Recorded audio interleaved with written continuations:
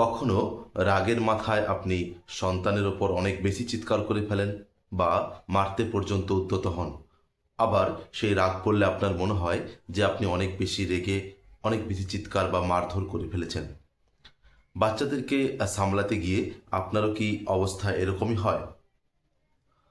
তাহলে আমি অভিজিৎ আজ দ্য ইনার কম্পাসে আপনাকে স্বাগত জানাচ্ছি। না চিৎকার করে না মারধর করে আপনার সন্তানকে সামলানোর জন্য, তাকে গাইড করার জন্য খুব এফেক্টিভ কয়েকটি দিক আপনাকে বলবো। 3 থেকে 4টি এই রুল আপনি মেনে চললে তাহলে কিন্তু সন্তানের উপর আপনি অনেক বেশি চিৎকার করবার প্রয়োজন হবে না, বা এই চিৎকার করবার বা অত্যন্ত রেগে যাওয়ার পরিস্থিতিও সামনে আসবে না। স্টেপ নাম্বার 1 বা রুল নাম্বার 1 হলো, যখন আপনি সন্তানের উপর অনেক বেশি রেগে যাচ্ছেন, প্রথমেই আপনাকে ভাবতে হবে যে আমি এখন পজ নেব, এটাকে পজ বা একটা বিরতি নেব। এই বিরতিতে আপনি কি করবেন? অনেক রেগে গেছেন, আপনি সন্তানের উপর কি করবেন? এই বিরতিতে আপনি নিজেকে বলুন বা নিজেকে দেখুন আপনি কতটা রেগে গেছেন। প্রয়োজনে আপনি নিজেকে আয়নায় গিয়ে দেখুন। এরপর আপনি নিজে মনে মনে ভাবুন যে আমি রেগে গেছি, আমি নিজেকে এখন আগে শান্ত করব, তারপর ওর সাথে কথা বলবো। প্রয়োজনে আপনি ডিপ ব্রিদিং করতে পারেন। যেমন খুব রেগে গেছেন, আপনার অ্যাড্রিনালিন হাই হয়ে গেছে, তখন আপনি ডিপ ব্রিদিং নিন।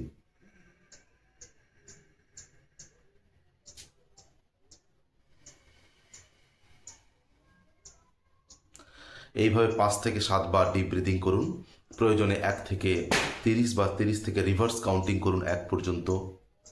30, 29, 28, 27, 26 এইভাবে রিভার্স কাউন্টিং করুন। বা এর সাথে সাথে আপনি 5 থেকে 7 বার ডিপ ব্রিদিং করুন। দেখবেন তারপরে আপনি আপনার সন্তানকে ডিল করুন। দেখবেন আপনি রাগের ওই যে প্রাথমিক ডিভাস্টেটিং পর্যায়টা পেরিয়ে এসেছেন। এটা যদি আপনি করতে পারেন, নিজেরই পিঠটা একবার নিজে চাপড়ে দেবেন, কারণ আপনি একটা খুব ভালো অ্যাচিভমেন্ট করেছেন। রুল নাম্বার 2 হচ্ছে, আপনি সন্তানের অনুভূতিকে ফোকাস করুন। কখনোই রুল নাম্বার 2 হচ্ছে, আপনি সন্তানের অনুভূতিতে ফোকাস করি, কখনোই সমস্যাতে ফোকাস করবেন না। কিভাবে এটা? ধরুন আপনার সন্তান হোমওয়ার্ক করছে না বা এড়িয়ে যাচ্ছে, কোনো কিছু কঠিন জিনিসকে কম পারছে বলে বা ইন্টারেস্টিং নয় বলে সেটা এড়িয়ে যাচ্ছে। সেটাকে কী করে ইন্টারেস্টিং করতে হবে সেটা আপনার ব্যাপার।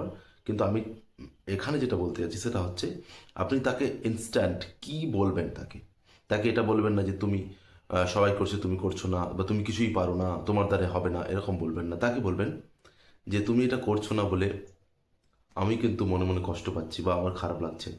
তুমি পারছো না বলে আমারও খুব চিন্তায় আছে এই ব্যাপারটা নিয়ে। যখন সন্তান আপনার মুখ থেকে এই ধরনের কথা শোনে, তখন সন্তান মনে করে যে আপনিও তার পাশে আছেন। তখন সন্তান সেটা করবার জন্য সাহস করে বা আত্মবিশ্বাস পায়। তারা ভাবে যে বাবা মা আমার বিপক্ষে নয়, আমার সঙ্গে রয়েছে। সে একটা নিরাপদ ফিল করে এবং সে তার কঠিন কাজটা বা না পারা কাজটাও করবার জন্য আত্মবিশ্বাস সাহস পায়। এটা একটা ম্যাজিকের মতো কাজ করে। তৃতীয় যে কথাটা আমি বলবো সেটা হচ্ছে, আমাদেরকে গুড লিসেনার হতে হবে, শুনতে হবে। সন্তান যদি কোনো ভুল করে থাকে বা কিছু করেও ফেলে, তার একটা এক্সপ্লেনেশন কিন্তু সন্তানের কাছে আছে, সেটা আপনাকে মন দিয়ে শুনতে হবে। যখন আপনার সন্তান দেখবে যে আপনি তাকে শুনছেন, তখন কিন্তু সন্তানও আপনাকে শুনতে শুরু করবে। আপনি যদি কিছু ভুল করে বা কিছু করে ফেলে যেটা সকল রুলের বাইরে, এবং সঙ্গে সঙ্গে তাকে উপদেশ দিতে শুরু করেন, নীতিমূলক কথা বলতে শুরু করেন, বা তার এফেক্ট নিয়ে আহ, অনেক উচ্চবাচ্য কিছু বলতে শুরু করেন, তাহলে কিন্তু সেটা একটা ভুল পথে চালিত করবে আপনার সন্তানকে। ওকে বোঝান যে আপনি ওকে শুনতে আগ্রহী, বা ওর অনুভূতিকে আপনি মর্যাদা দেন, ওর ফিলিংসে আপনি আহ, একটা সম্মান করেন।